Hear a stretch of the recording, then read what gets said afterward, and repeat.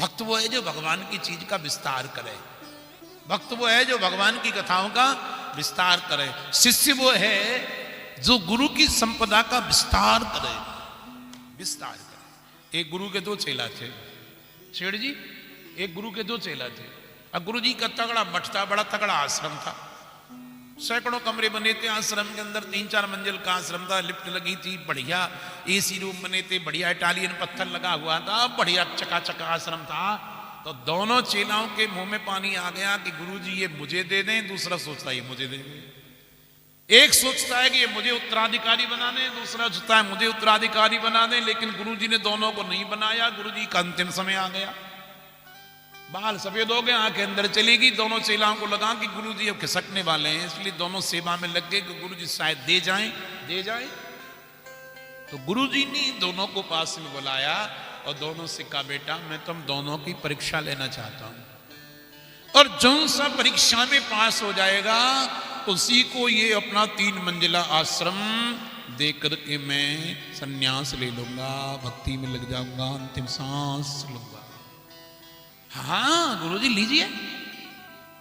तो गुरुजी ने क्या किया, एक एक मुट्ठी चने दोनों चेलाओं को दे दिए, एक एक मुट्ठी चने दोनों चेलाओं को दे दिए और कहा कि इनको ले जाओ, 5 साल बाद इनको लेकर के आना मेरे पास में, उससे पहले आश्रम में मत आना। 5 वर्ष के बाद इन चनों को लेकर के आना, शर्त ये होगी यही चने होने चाहिए, यही एक मुट्ठी चने होने चाहिए, एक भी चना घुल नहीं जाए, खराब नहीं हो जाए, और जौन सा सुरक्षित चनाओं को लेकर के आ जाएगा उसी को 3 मंजिला आश्रम नाम कर दूंगा। बड़े खुश हुए दोनों चेला, ले गए महाराज अपने घर।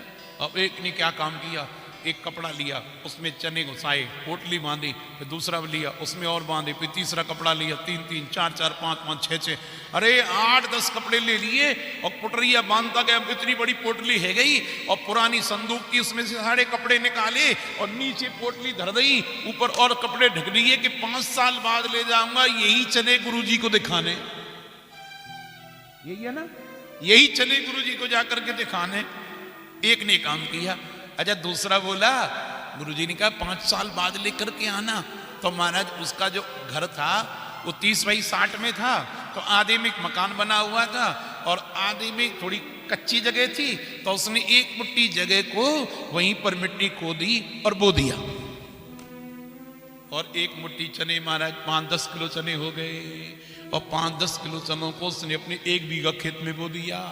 भैया रे वो तो 10-5 मन चने हो गए, फिर 10-5 मन चनों को उसने अपने 10 बीघा खेत में बो दिया, फिर तो भैया कुंटल पे कुंटल चने हो गए, फिर 2-4 कुंटल चनों को उसको 100 बीघा खेत था, 100 बीघे की 100 बीघे में बो दिया।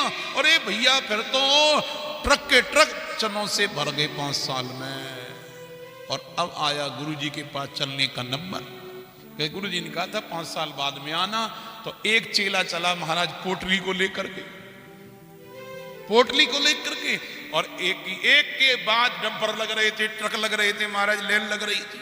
दोनों चेला गुरुजी के पास पहुंच गए। एक बोला गुरुजी मुझे उत्तराधिकारी बनाओ, दूसरा बोला मुझे बनाओ गुरुजी का चना दिखाओ, चना दिखाओ। तो पहली वाले ने लपक करके पोटली दे दी, देखो गुरुजी वही चने जो आपने 5 साल पहले दिए थे, वही चने ही, वही चने सुरक्षित रखे मैंने। गुरुजी खोलते गए खोलते गए खोलते गए खोलते गए, एक मुट्ठी चने निकले। दूसरे से कहा भाई तुम बताओ तुम्हारे कहाँ हैं? बोले गुरुदेव पीछे मुड़ करके देखो। और चेला ने, गुरुजी ने पीछे मुड़ करके देखा तो वहां तो लेन लग रही थी वहां ट्रैक्टर ट्रॉलियों की, ट्रकों की। बोले भाई ये क्या है? बोले गुरुजी ईमानदारी से कह रहा हूं मैंने अपनी तरफ से एक भी चना नहीं मिलाया, ये वही एक मुट्ठी चने हैं जो आपने दिए थे, ये वही एक मुट्ठी चने जो आपने दिए थे। मैंने छोटी क्यारी में बोया, फिर बड़ी क्यारी में बोया, फिर बीघा भर खेत में बोया, फिर 5 बीघा में बोया, फिर 10 बीघा में बोया, फिर 100 बीघा में बोया, वही मुट्ठी भर चने ट्रकों की ट्रक हो गए। गुरुजी ने कहा आश्रम का अधिकारी बनने का योग्य तो ये शिष्य है, मैं इसको अपना आश्रम दूंगा।